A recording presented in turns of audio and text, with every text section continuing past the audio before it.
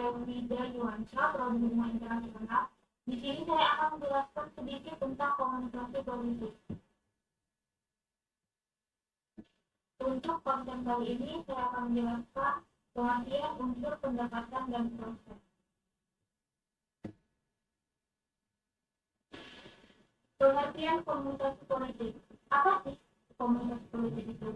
Komunikasi politik adalah komunikasi yang melibatkan keputusan politik dan aktor-aktor politik atau berkaitan dengan kekuasaan, pemerintah, dan kebijakan pemerintah. Dengan pengertian ini, sebagai sebuah ilmu terapan, komunikasi politik bukanlah hal yang baru.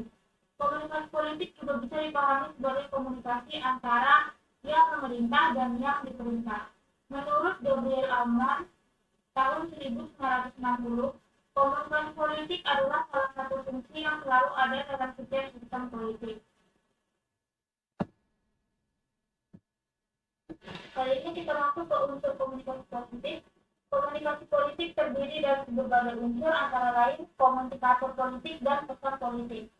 Komunikator politik adalah mereka yang dapat memberi informasi tentang hal-hal yang mengandung fakta mengenai politik. Misalnya presiden, menteri, anggota DPR, politisi, dan kelompok-kelompok penekan dalam masyarakat yang bisa mempengaruhi jalannya pemerintahan. Yang kedua itu pesan politik.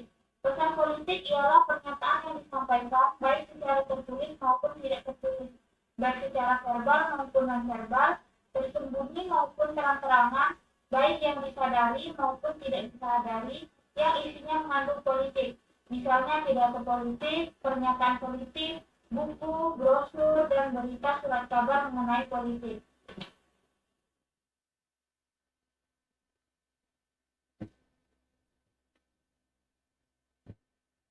Saluran atau media politik ialah alat atau sarana yang digunakan oleh para komunikator dalam menyampaikan pesan-pesan politiknya. Misalnya media cetak, media elektronik, media online, sosialisasi, komunikasi kelompok yang dilakukan partai, organisasi masyarakat, dan sebagainya. Keempat, sasaran atau target politik.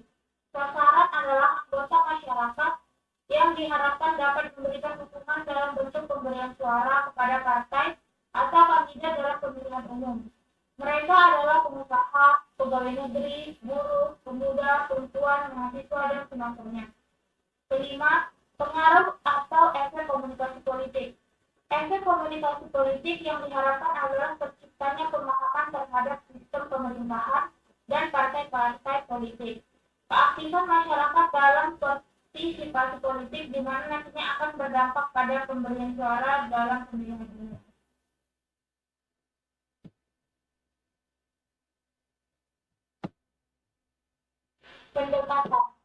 Pendekatan proses. Menurut pendekatan ini, bahwa keseluruhan yang ada di dunia ini merupakan hasil suatu proses.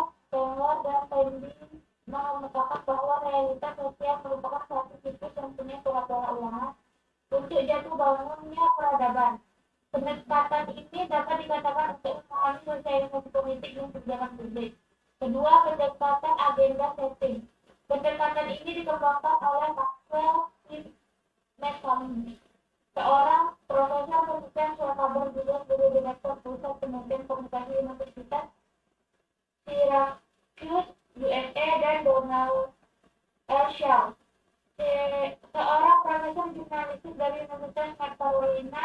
Pendekatan agenda setting dimulai dengan asumsi media massa penyaring berita, artikel, atau tulisan yang akan disiarkan. Seleksi ini dilakukan oleh mereka yang disebut sebagai gatekeeper, yaitu mereka para wartawan, pimpinan redaksi, dan penyunting gambar. Dari gatekeeper adalah yang menentukan berita apa yang harus dimuat dan apa yang harus disembunyikan.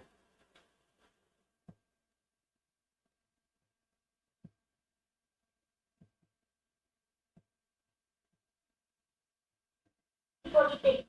Dr. Tabotinggi 1993 dalam praktik proses komunikasi politik saya mengalami 4 distorsi. Pertama, distorsi bahasa sebagai topeng.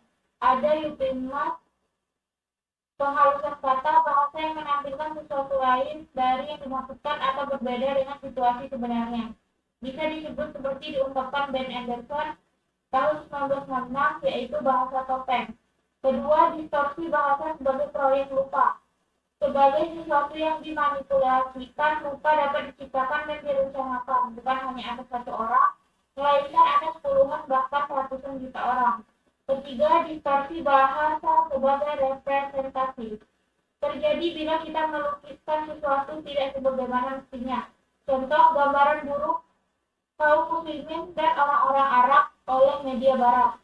4. Distorsi bahasa sebagai ideologi. Ada dua perspektif yang cenderung menyebarkan distorsi sekelompok orang monopoli kelompok tertentu. Kedua perspektif yang semata-mata menekankan tujuan tertinggi suatu sistem politik. Mereka yang menganut perspektif ini hanya menitik beratkan pada tujuan tertinggi sebuah sistem politik tanpa mempersoalkan apa yang sesungguhnya dikehendaki rakyat.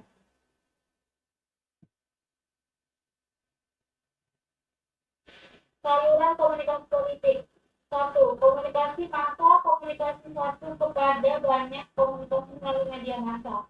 Kedua, komunikasi tatap muka, contohnya dalam rapat umum, konferensi pers, dan komunikasi berperantara, ada perantara antara komunikator dan khalayak seperti TV. Ketiga, komunikasi interpersonal, contohnya komunikasi satu kepada satu, door-to-door visit, temui publik, atau komunikasi berperantara, pasang sambung langsung hotline buat publik. Keempat, komunikasi organisasi.